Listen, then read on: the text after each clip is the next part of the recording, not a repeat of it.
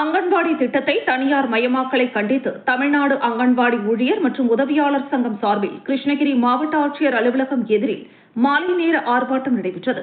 தமிழ்நாடு அங்கன்வாடி ஊழியர் மற்றும் உதவியாளர் சங்கம் கிருஷ்ணகிரி மாவட்ட குழு சார்பில் அங்கன்வாடி திட்டத்தை தனியார் மயமாக்கலை கண்டித்து கிருஷ்ணகிரி மாவட்ட ஆட்சியர் அலுவலகம் எதிரில் மாலை நேர ஆர்ப்பாட்டத்தில் ஈடுபட்டனர்.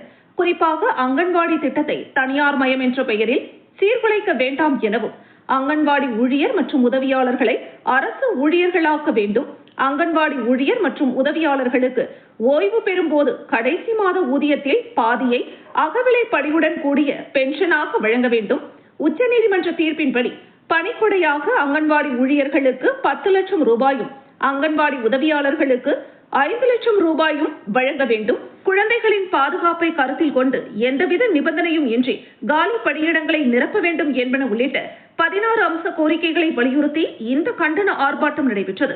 சுமார் 400க்கும் மேற்பட்ட அங்கன்வாடி ஊழியர்கள் மற்றும் உதவியாளர்கள் கலந்து கொண்டு கோரிக்கைகளை வலியுறுத்தி கண்டன கோஷங்களை எழுப்பினர்.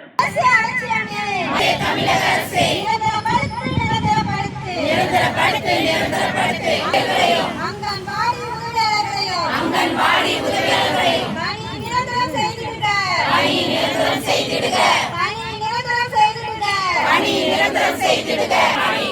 10 லட்சம்